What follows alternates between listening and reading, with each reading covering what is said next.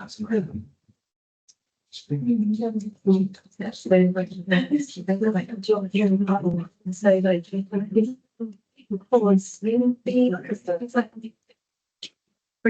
not right. Yeah, but essentially, like they generate this kind of some ways of like it's letting shapes. And so it's my health, which is see like a just basically but my way sharing about and I think it's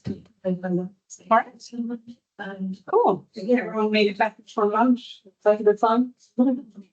So welcome everyone, and welcome to Julie again, to our keynote speaker for today. We might have a small online audience. Maybe we get to send out the link to the whole ESPPRIT network. So there might be some people joining online. And for those joining online, because for you, I think to introduce Julie anymore, because she already has kindly introduced herself this morning. But for our online audience, Julie is Professor of Financial Innovation at the Alliance Manchester Business School and a member of the Wales Institute of Social and Economic Research and Data based at Cardiff University.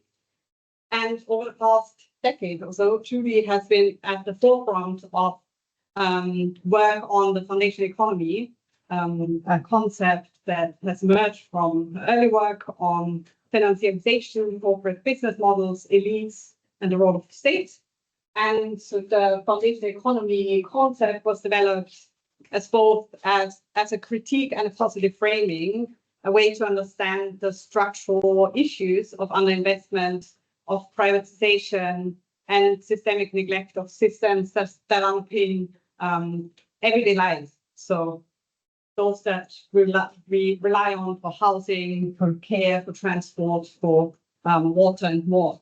But this concept, again, has also emerged to reimagine these systems as key spaces for social and policy innovation.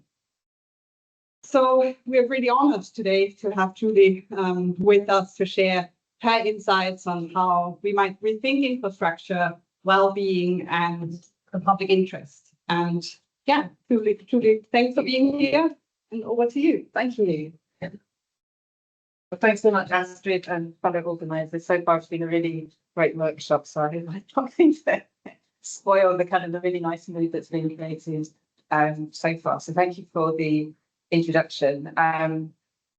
This is my title. Yes. Oh, yeah. Okay. So what I'm going to talk about is in three parts. First of all, I'm going to think quite high level, focus on systems. So we could call them foundational systems or reliance systems or essential systems or all kinds of other things. So to start there, because it's both high level and it's coming from the system side. But I want to bring in the idea of place and public interest. Then I'm going to focus in the middle on the water and sewerage system. So as you'll see from my title, I'm focused on this particular system, and it's a very interesting and complicated system. But I want to use that as a way of illustrating some of the themes. And then in the third part, I'm going to try to bring place back in, which is quite hard when we think about water. It's easier when we think about other systems, but I think it is really important for thinking through some of those things. And I hope that some things I'm going to talk about actually pick up on things that lots of you mentioned in your 3 minutes. So I feel really privileged to have 30 minutes. I apologize for that. I couldn't do it in 3. So that's really good. And the other thing you'll notice as I go through the presentation, it becomes more and more tentative. So most of my points are questions rather than statements, because it's so horribly complicated. And the stuff on water is because I've spent the last year writing a book on water, which is currently in production. So that's why this very, very complicated system is sort of occupying my mind somewhat. Okay, so that's the structure. So I'm going to start with the system thinking, which comes out of the work that Astrid said we've been doing with others on this idea about a set of foundational systems that underpin everyday life.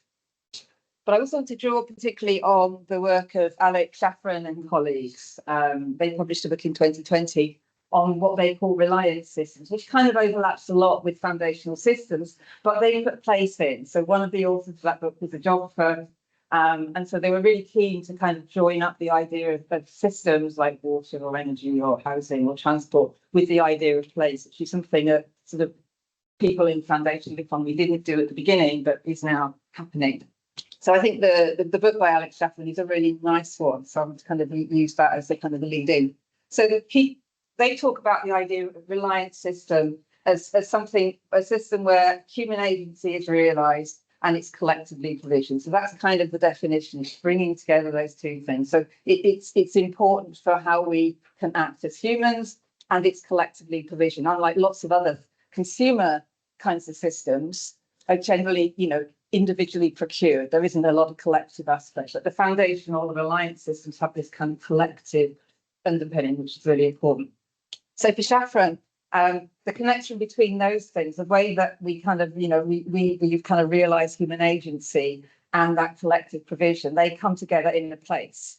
So he talks about the idea of a spatial contract. So in the sense you have, if you think about a system like water or transport, there are many spatial contracts and they can be different depending upon where is it you're talking about. So it's not a spatial contract in any kind of legal sense, but it may be strongly informed by expectations or norms or practices or other things. So it's not written down like a legal contract, but there are expectations about what should our bus service be like, or should I be able to get clean water out of my tap, and all of those other things. So there's a set of systems realised in places, but of course, when you start thinking about systems and human agency, it's quite hard to separate them. So all of the systems are kind of messy. So if you think about something like health is system, but that's also informed by food and housing and public transport and all of those things. So you can't think about health separately from all of those other things, which are kind of, underlying determinants and shapers of health. So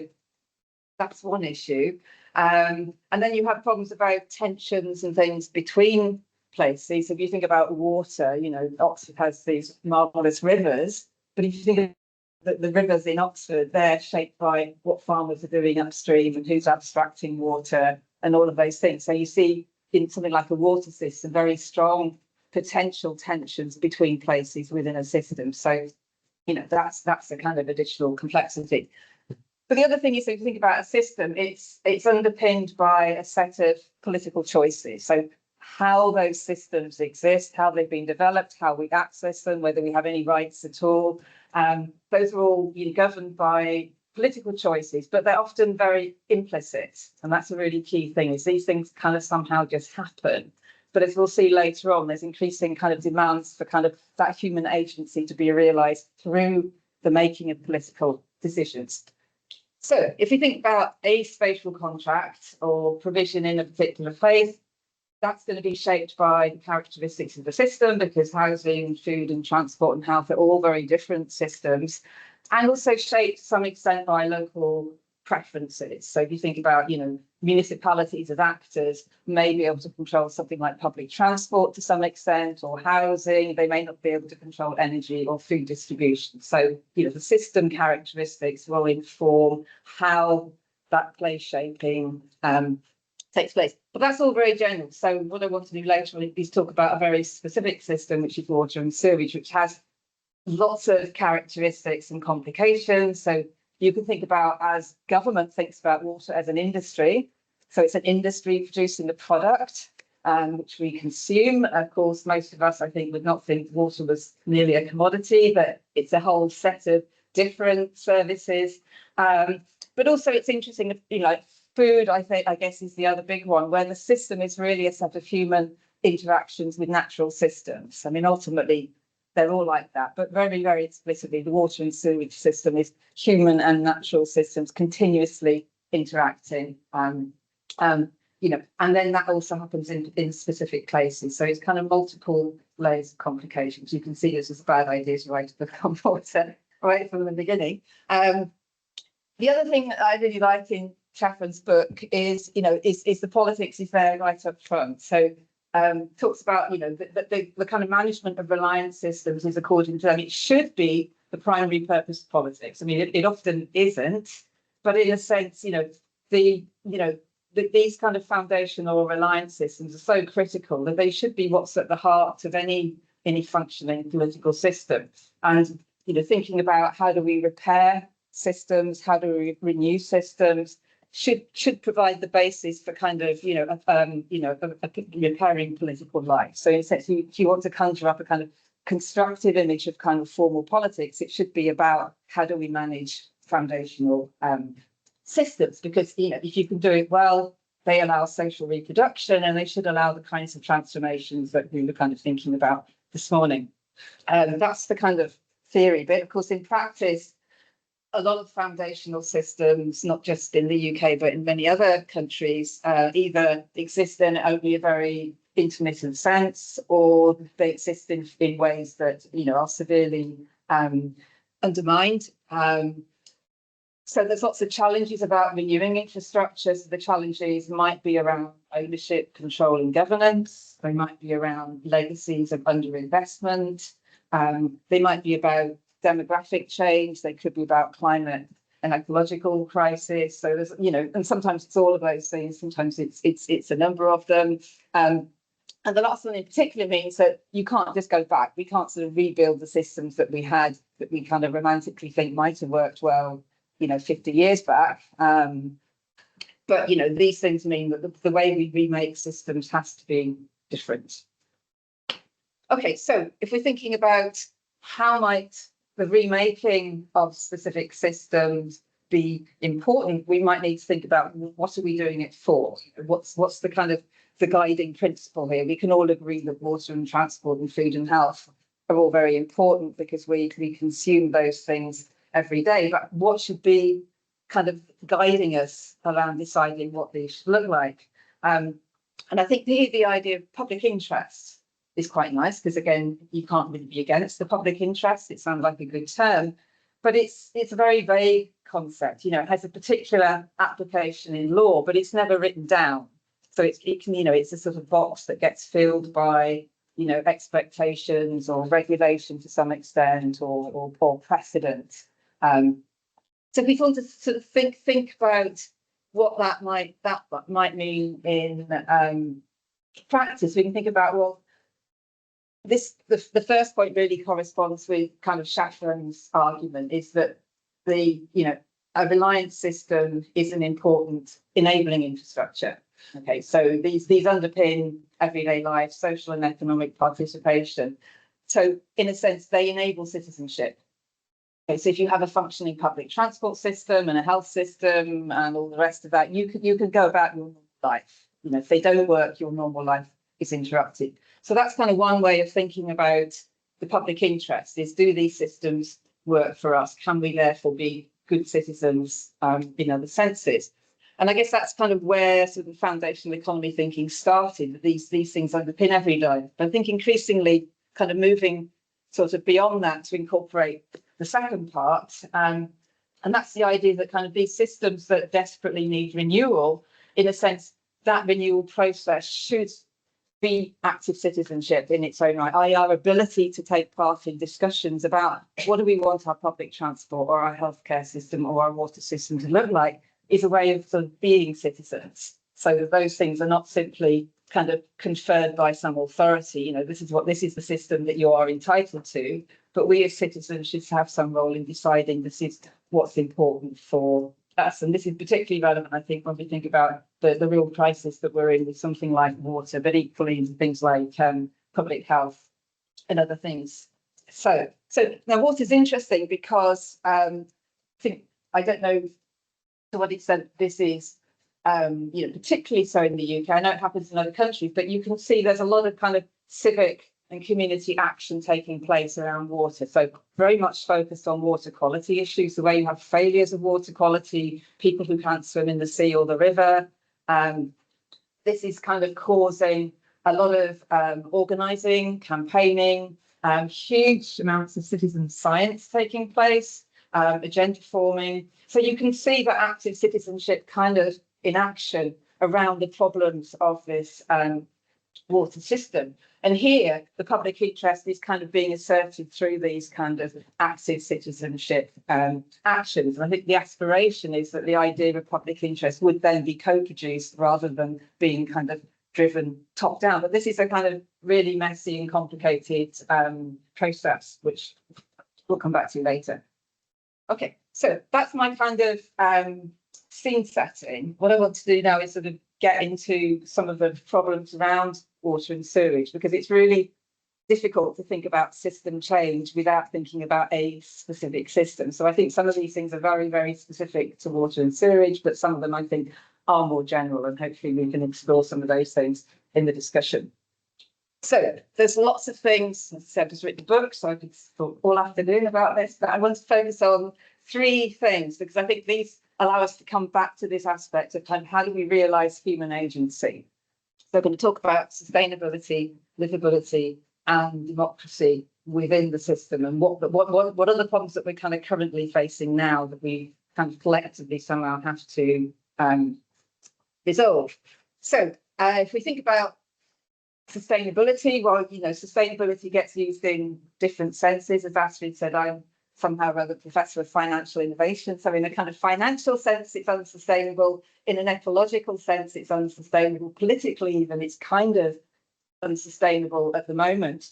So the water system is unsustainable more or less in every way that you could think about. It's finance driven. For those of you who don't know much about it, the UK water and sewage system is a kind of unique experiment. It's the only place in the world where both the assets and the operation services were privatised. So in many other contexts, it was only the service operations which allowed you to kind of go back and kind of it's a horrible word, remunicipalise the services.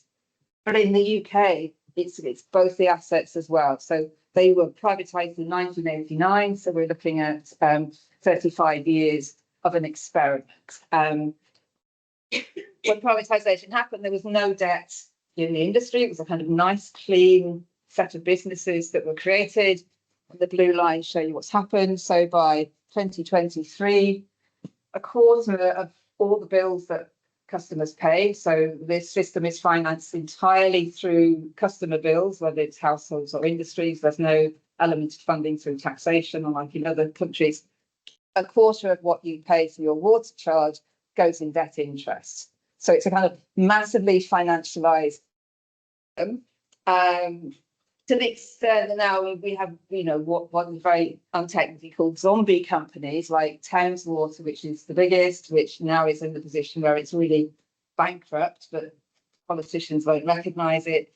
And another nice word that was said this morning, this idea of projectification. That's exactly what's happening here. It's the money that's required to build new reservoirs and new infrastructure is all being done in separate off-balance sheet projects. It's a projectification process taking place. So huge amounts of sort of problems in terms of the financial unsustainability of the business. But despite all of that debt, if you look at the physical condition of the infrastructure, it's in a real mess. So since 2001, only 18% of the water pipes have been either refurbished or newly laid, and only 6% of the sewer pipes. Clearly, the water system has been prioritised over the sewage system. And if you imagine 6% refurbishment in 25 years, you can just do the maths in terms of how long will it take before all of this failing infrastructure is renewed. So you have this problem about, you know, financially it's a mess, and in terms of the physical infrastructure, it's a mess. So there's been this kind of failure to renew the what underpins the delivery of services. We think about the second point, the livability. This is the thing that's most obviously connected to that realization of human agency. Again, there's a kind of multitude of problems here which affect the quality of service that we can get from this system. So, you know, a lot of talk about water justice. Often in poor countries, water justice is a really important concept, and increasingly that's becoming an issue in England and Wales as well. So this chart here looks at how much households pay for their water, depending upon where they are in the income distribution. So this is the poorest 10%. That's the richest 10% of households. So generally households with more income pay more for their water, but they're typically bigger. If you do it per person, the poorest households pay more in actual terms per person than the richest households. So you've got an entirely regressive system of charging. And this is after social tariffs. So we have systems in place so that people who have more water needs or who are poorer pay less. So even after that kind of redistribution. And those of you who are residents in the UK will also know that water bills have just recently gone up. They're going to go up by about 50 or 60% over the next 5 years. So this is a kind of really explosive situation about sort of a failing of water justice. So that's one aspect of livability. And then if we look forward and think about the impact of climate change, again, there are kind of multiple implications. Threats to water supply, even in a kind of island Atlantic nation like the UK, there's water shortages impacting building of houses in the southeast, so climate change threatening water supply. And the big risk, which is only, I think, really starting to be recognised, is the flooding risk. So there's a recent report by the UK's Environment Agency looking at the risk of flooding, particularly in urban areas, so surface water flooding mainly. And the amount of homes and infrastructure, hospitals and so on, energy systems which are at risk of flooding is really massive. And it's the same, in urban areas across Europe. So, if we think about livability in the bigger sense, can you turn on the tap and get water? Do you have access to good quality infrastructure? Is there supply resilience? Will my home be flooded? All those critical things. It's a kind of accumulating set of problems. Okay. So the third one is this question of democracy. It kind of runs through a lot of it. So if we think about the politics of the water system, then the really interesting thing in the UK is this mantra that is currently being repeated, which is the industry must remain investable. This seems to be the key priority. It's really important that investors can continue to be attracted into this industry, and therefore all the things that happen should not damage that inherent investability. So as in many other kind of foundational systems, the agenda is being set by finance. And we see this in other cases as well. And so there's a lot of politics around the management of the problems, but it's very much a kind of tabloid headline politics around send the bad directors to jail, ban the bonuses of executives who don't deliver. It's very tokenistic kind of language, but it's very, this is the way that the problem is being officially constructed. We're just about at the end of a government commissioned independent report on the water industry, but despite the fact that opinion polls show that about 80% of the population support public ownership, that was not included in the terms of reference of this report. So the things the public say they want, if we believe opinion polls, it's an expression of interest. That is not in the options currently being considered by this officially commissioned report. So I think the whole idea of citizenship having a place in this system renewal is really interesting, because a lot of the language is around the idea of the consumer, and we see this in other systems as well. The consumer is seen as being the prime identity. And the idea that we might be citizens with a whole variety of complex interests isn't recognised, and there's no formal space for doing the kind of imaginative thinking and agonistic discussions and all those kinds of things within this.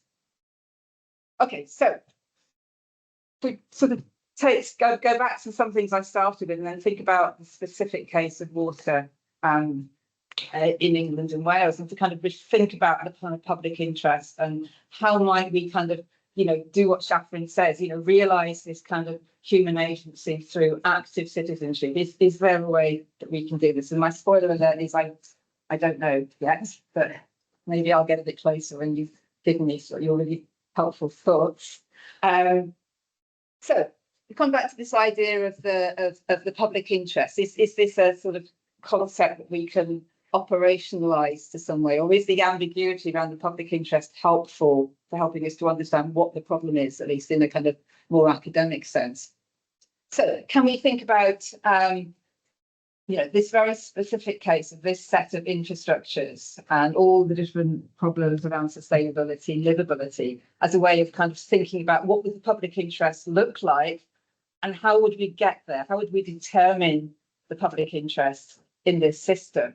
And then to sort of complicate it a bit more, how do we sort of bring place back in? Because people are attached to places, we live in places, you want to walk by your river, you hope that your home isn't flooded. The place perspective, which is missing in most of the official discourse, is really important to any notion of public interest. And then even more ambitiously, can sort of the power of citizens go anywhere towards countering the power of finance and the state, which is absolutely a rather big question.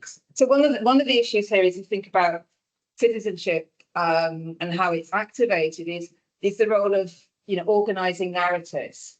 How do we find the language? How do we find a way of organising thoughts and debates around this?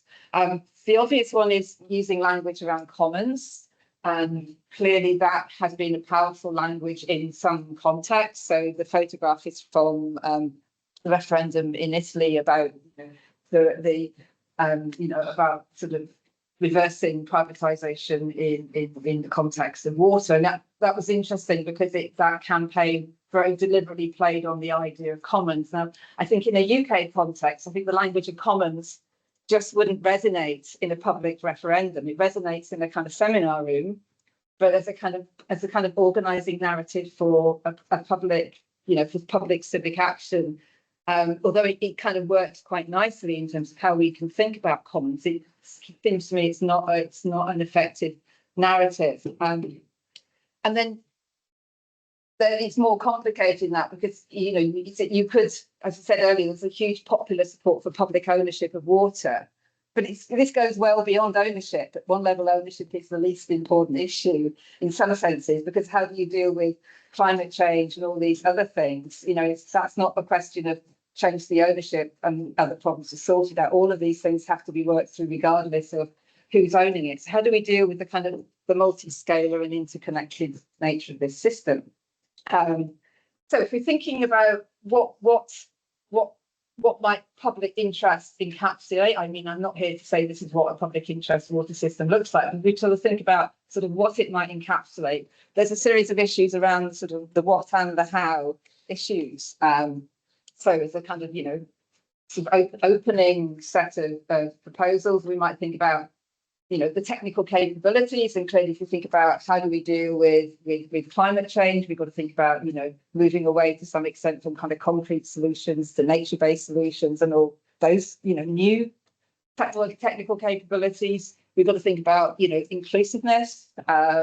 Previously people just expected to turn on their taps and have things disposed of, but in an era of increasing water shortage, those things shouldn't be taken for granted. Financial accessibility, as I said, that's becoming an increasing problem. Environmental responsibility, that's obviously important in terms of what people or some people care about. And then democracy, which is kind of the one that's often missing from the debates, is that, all of those things matter, but do we need a democratic water system? Is that really important for thinking about what the public interest might include? So these things are kind of system ways of thinking. But then how do we think about the kind of the place specificities? Because if you're thinking about your access to sufficient water supply, or your protection from surface water flooding, or the quality of water in the river where you want to swim, or whatever, those things are all quite place specific. So we've got to kind of combine these kind of system ways of thinking with place-based thinking. So democracy, I think, is the key, because if you can sort of think about the democracy bit, that then, shapes the fact that we need nature-based solutions, not simply large concrete structures in every place. And that allows us to have a kind of debate about what does water justice really mean? Who should be paying for the infrastructure? Because somebody has to pay for it. Lots of the debates around privatisation have been about, well, it will reduce our water bills. And that's, in a sense, that's not a smart way of thinking, because we have to pay more for our water, as with lots of other things. So it isn't simply about, can we have a quick win by nationalising the water and then the water bills are less? It's how do we pay for the infrastructure upgrade that we need in a way that's kind of, isn't regressive and hopefully has some progressive aspect. So, think globally, there's a lot of historically, lots of struggles around the water industry. So people like Karen Backer and Andrew Spieler sort of documented these in lots of contexts, but they typically are concerned with ownership and control issues. So there's a sort of, there's a long tradition of kind of fighting for control of the water system, but not in that bigger democratic sense, I think. Equally, there's there have been proposals and experiments around kind of governance space issues. So the idea of things like water observatories or changing the composition of boards. So you could have a trade unionist or you could have someone from a civil society group. So there kind of have been lots of other systems, sort of experimentations with governance, but those are typically quite sort of fringe issues rather than about kind of how do you centrally determine public interest and how do you get that in a kind of place-based sense.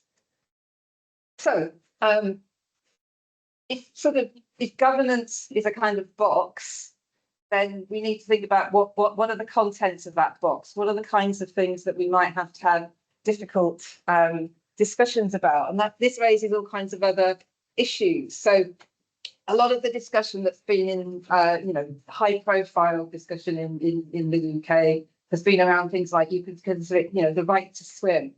And that raises all kinds of things, because then there's a kind of counter question about, is this a kind of class-based discussion? I was talking to some water activists a few weeks back, and they said it's really quite tricky because everyone in their campaign group is very middle class and want to swim in their local river. So to what extent do you have loud voices drowning out literally other voices? But this is a big issue. If you remember the Paris Olympics last year, and Paris spent, I can't remember how many billions of euros to clean up the Seine so that Anne Hidalgo could go swimming off for one day and the triathlon could take place triumphantly. So, when you've got combined water and sewage systems, you have this problem. And the question is, how many millions or billions of whatever currency should you spend so that you can swim every year? Or is there a kind of, I originally started as an economist, so I don't want to start talking about optimization. But there is a question about, how much should we spend?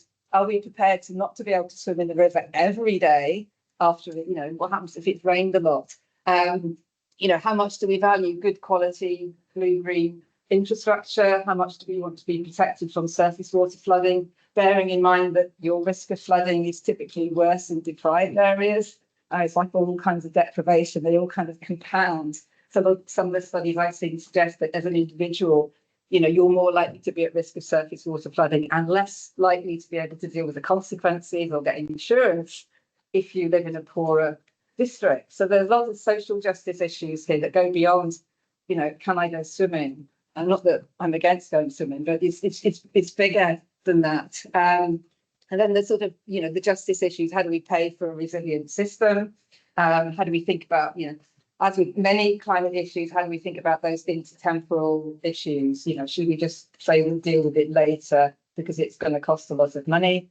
So there are sort of some interesting local experiments going on around this. So particularly kind of planning around particular rivers and tributaries. You can see local groups getting together, often with water companies who fund these things, to try to come up with alternative plans. So you can see there are kind of experiments in how do you bring in different kinds of expertise, local knowledge, local interests. Always, of course, with these things, you have the risk of co-option. So, does the water company sponsor these projects because it gives them legitimacy and then nothing really is going to change? But lots of these things don't fully take into account the kind of the complexities of this kind of human versus natural system interaction. Because if you think about the quality of a local river, it's not simply about what the water company is doing with the sewerage. It's about what are the farmers doing, and increasingly what's happening to the highways. A lot of the problems about the people who are measuring water quality, looking for sewage, are finding that in many cases the biggest problem is the runoff from the roads. So it's not really a high-profile public issue, but it's so a lot of the sources of things like E. coli in water is coming from roads, not from sewerage. So it's a really horribly messy complicated system. And if, it's very easy to focus on one bit of it. But if you're really interested in how do we make this system work better in this place, and we have to think about all of these different things. And then how do you think about this bit of river versus the whole catchment? And then between the catchments, if there's going to be a shortage of water, then to what extent do we want to, national grids of water to be able to move water about? Does that just encourage, excess use? And what about the data centers and all of this very complicated stuff? Okay, so to finish, so I think it's interesting to think about systems and general concepts. It's obviously important to think about the specific system because we can't really make sense of things in abstract, without understanding a specific system. As soon as you, do as I've just done in water, as soon as you get into a system, you find it's really, really horribly complicated and it's not immediately easy to see what the solutions are. In the end, you end up in the sort of the best academic sense of coming up with getting more questions. But I think there is emerging from this is this question about how do you retain that important sense of place, because that's important as part of that kind of realization of human agency. People care about their access to good quality green space, blue space. People care about their risk of flooding, the ability to which they can depend upon having clean water. So how do we think about place in this kind of multi-scalar system, and how do we think about public interest as a kind of process for kind of making sense of what eco-social imaginaries might mean in this specific context? So with that, I should stop.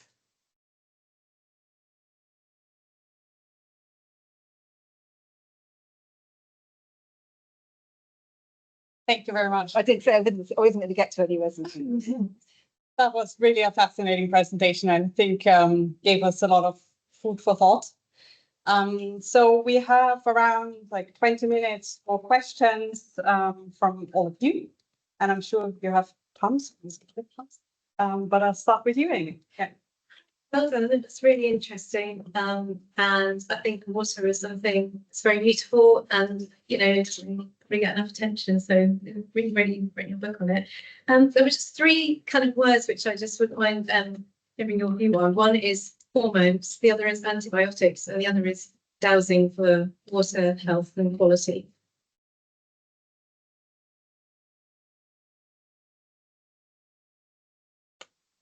I answer.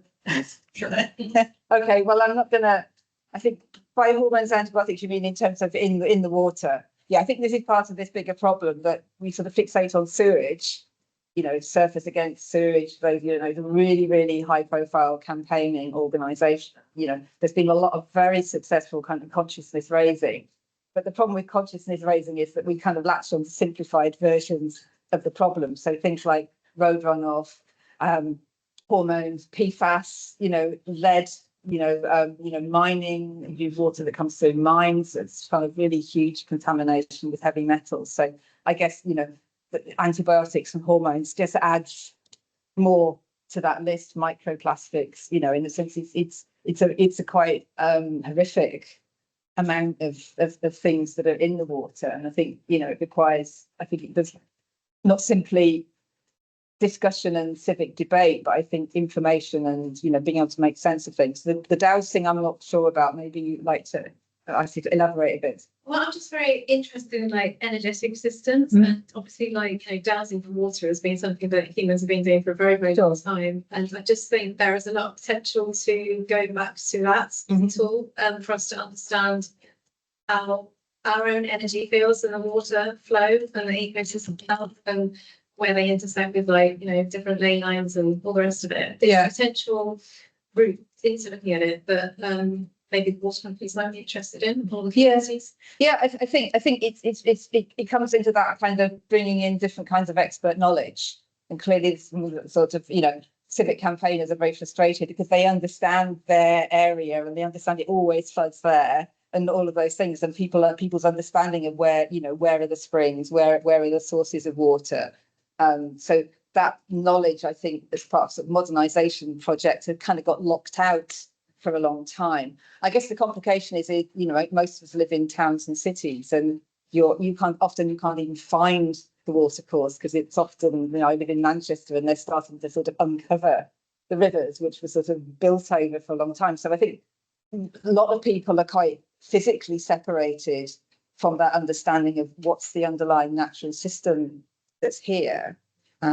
So I think that, you know, I think the kind of the kind of active citizenship, it should include that drawing on not simply preferences, because after all, we're not simply consumers, but expert knowledge. And there's a lot of expert knowledge around systems like water. And just going back to that group that looked at spatial mapping, I think uncovering the unknown, so rather than just like the visible or surface water, you know, the rivers, where, you know, the underlying water sources as well, because I think that would tell a lot about like the networks of water flows. And yeah, I mean, it's interesting because in large parts of England and Wales, most of the water comes from abstraction. So, you know, which is why the waters look so kind of horrible. And I lived in Manchester, we get our water from the Lake District, and it's really very nice.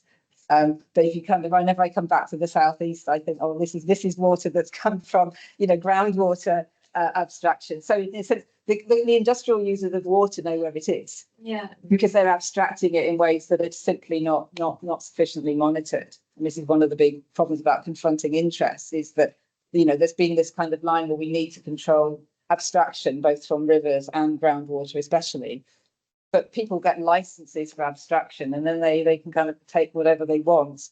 And you can see the data center is the next sort of version of that kind of massive abstraction of water from a system where, you know, you don't have that resilience. So I think that it's, you know, who's able to take the water. It's not simply where is it, because my sense is that big users actually are doing their own version of that.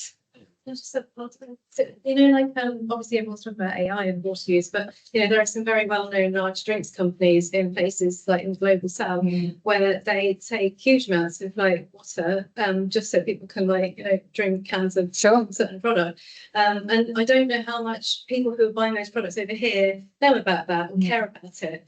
And do they know that they're investing in a business which is doing harm? I suppose. So maybe the kind of the use of water internationally is good to highlight as well. Yeah, I think a lot of that. I think people tended to have a bit of complacency in Western Europe about water. It's like, well, this is something we've cracked, and not realising a lot of those problems are actually quite common. And I think increasingly, as we realise we are running short of water, and you know, rivers are literally drying up. There's a kind of real crisis about the availability of clean drinking water. I think a lot of those kind of global south problems are actually going to be real problems for us as well. And then that question about, you know, the water companies bottling water and then selling it back to us, I think that will be a bit more high profile. Yeah, thank you for this presentation. I really got me thinking about this. I really liked this point that you made, and I think it's a very, very important one, about not getting too fixated on ownership. So working towards transformation despite who owns it. I want to ask your thoughts maybe a little bit deeper on that particular topic. And obviously, there are a lot of movements towards re-municipalisation. And in your experience and what you've looked at in the water sector, is this coming with specific claims that are socially ecologically oriented, or is it primarily on ownership? And what are the overlaps or the distance between these two lines of thought? And also, if you see any leverage points between and across them that are having more impact. Thank you. Yeah, that's a good question. I think whilst I don't see that ownership is the only issue, I certainly think in the case of England and Wales, we need different owners. I don't think you can solve or address at least the other problems in the current ownership system. So I'd say it's a kind of necessary but far from sufficient condition, because the problems about financial extraction and the kind of closing off of debate, you know, in the sense those things are at such a crisis point that I think without having a different ownership system, you can't begin to address the other things. But I think you're right. There are different views. Some of them are more ideological. Well, it's an ownership problem. If we, you know, in a sense, if we reverse it, it will, in a sense, we'll have lower bills and other things will kind of happen. There's that school of thought.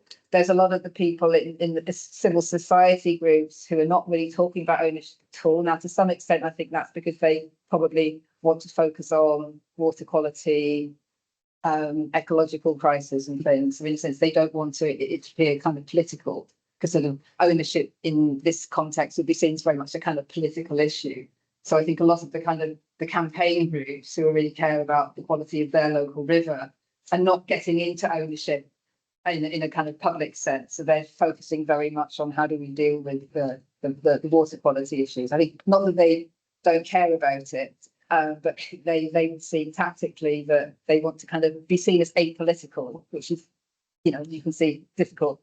And some of the other groups, of course, are very much campaigning around ownership issues. So as we've seen in other areas where you've got lots of civil society groups, they take quite different approaches to the extent to which they want to be political, want to be seen to be doing that. I think so.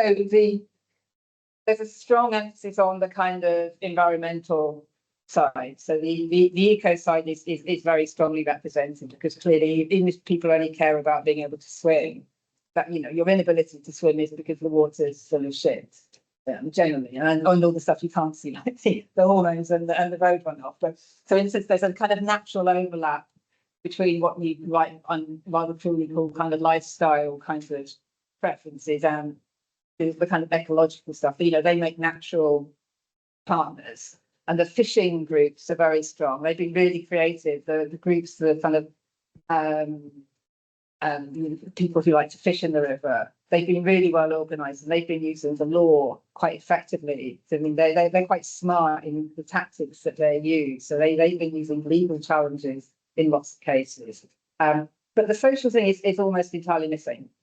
So this is very simplistic notion. If we went to public ownership, the water bills would be lower. There's kind of some kind of fantasy that maybe it'll be paid through or for by taxation, without realizing, well, actually taxation is just another way of paying.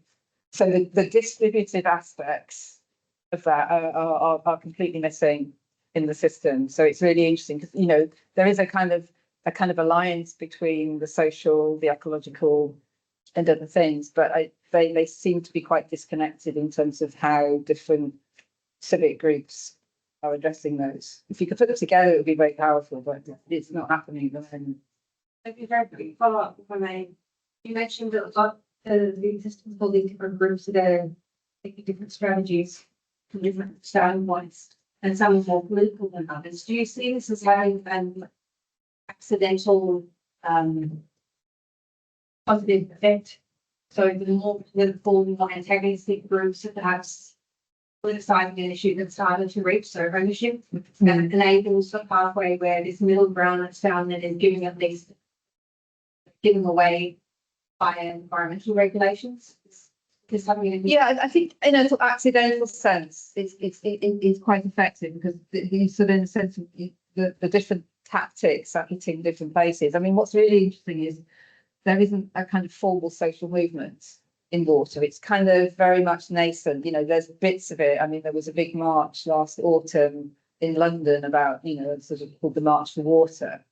But if you look there, if you go to their website is still live, and look at who the organisations that have signed up, they include Water UK, which is the Industry Trade Association. So they kind of are public supporters of the March for Water, and thinking, no, really, this is like a kind of nightmare world. So that's the thing that was kind of closest to the idea of a social movement building from civil society. But you can immediately see that the kind of the industry interest is trying to associate itself. And if you look at you know, anyone in the UK who can stand to listen to kind of the radio, listen to kind of interviews with the industry, they're now blaming the regulators. They're saying, oh, it's the fault of the regulators who didn't let us invest. So they're kind of reconstructing a narrative and saying, well, we wanted to invest in better sewage treatment and new reservoirs, but we haven't been allowed to do so, and therefore people are right to be angry.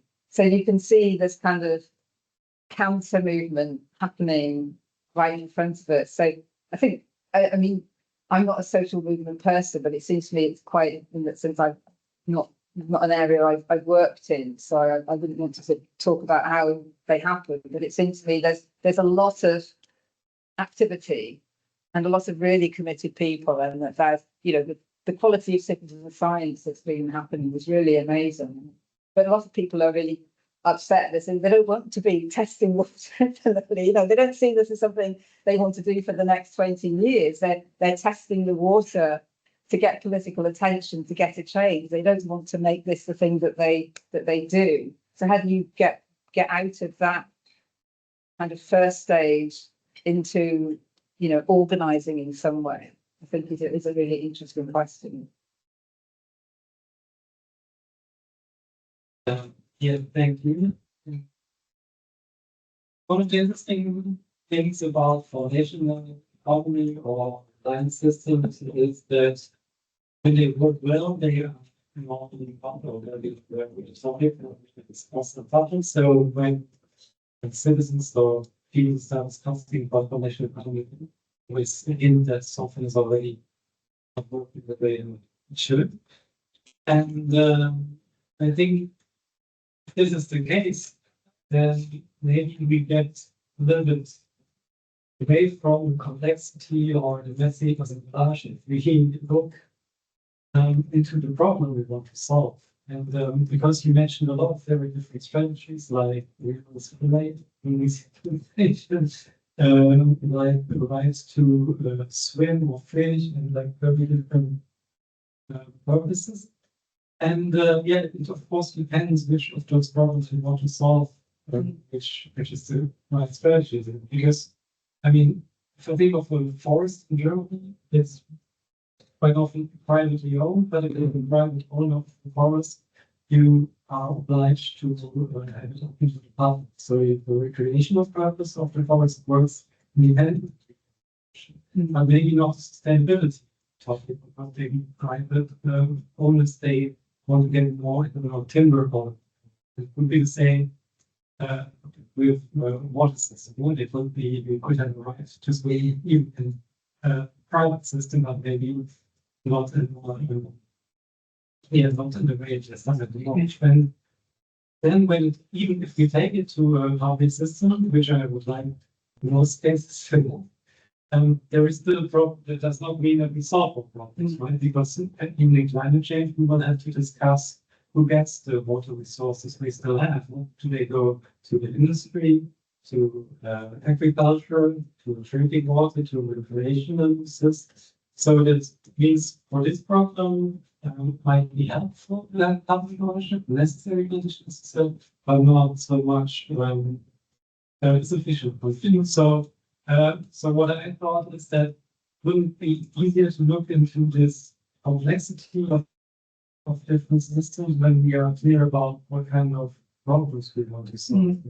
Well, so I would say we've got to solve them all. You know, in a sense, you've got to deal with water quality, because otherwise rivers are dying, and that has the ecological consequences as well as, you know, human health.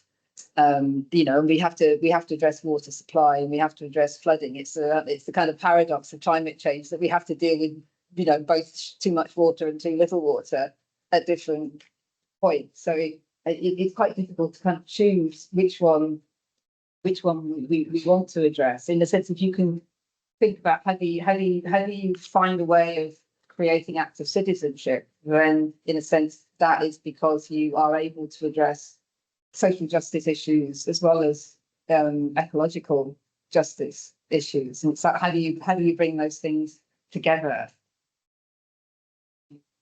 I don't know, but I mean, it seems to me that, you know, there's a kind of role for kind of participatory democracy mechanisms, but you've got to think through how you tie those into decision making. Otherwise, they're just separate exercises. And they work well, but they only work if you have a way of feeding in the decision making. So it seems like you could use those things as a way of thinking about how do people value particular things, you know, exploring the questions about how do we pay for the infrastructure we want.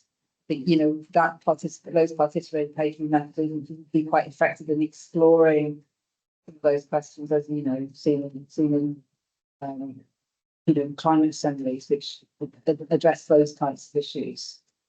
But I think my sense is we have to kind of recognise there are a lot of issues rather than trying to say, well, focus on that one, because then you get all those spillover effects, and you get people who actually feel like the issue they care about has been completely ignored.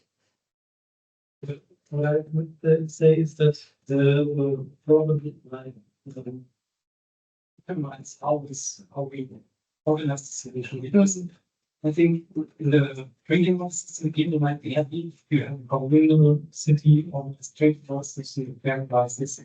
And they don't want to have technical structures of the because they don't want to organize everything is always for us. Really part of the production maintenance. But in other issues where things are really important for citizens to be part of how the things developed.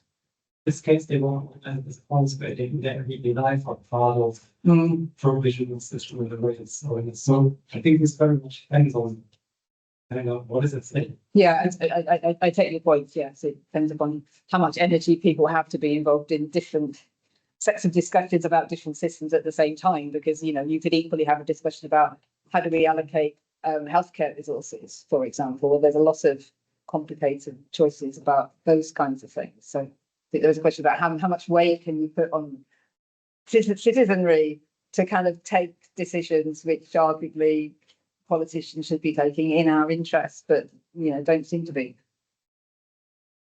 You could take one last question, please. We'll run out of time, but there's another session after this, so you'll get to ask your questions, I think, in a different format. Just to close the I would take the last question, less than less than. It's just going to be much responsibility.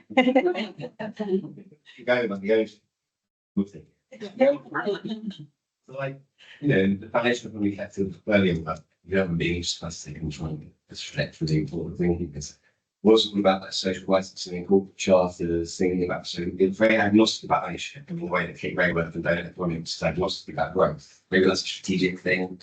Let's not try and get ideological. But has your thinking shifted entirely or is it specific to water? That you see in water is that there's no hope for private ownership, there's no hope for holding them to account with corporate charters and social licensing, what you might do for super budgets, or is it actually a conjunctive shift altogether? That you see in many collective wire systems, no hope in these.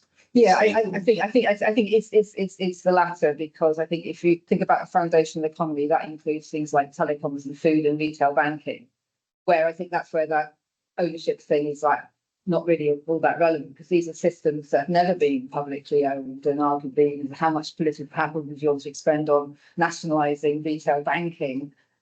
So in a sense that was very deliberate to say this is not about forms of ownership, because foundational systems have a mix of ownership, and it also depends upon, you know, which national or regional context. But I think that's not inconsistent with saying some systems have to be publicly owned by and controlled in the public interest in order for the good things, the things that we want, and more of those to materialise. So I hope it doesn't sound too contradictory.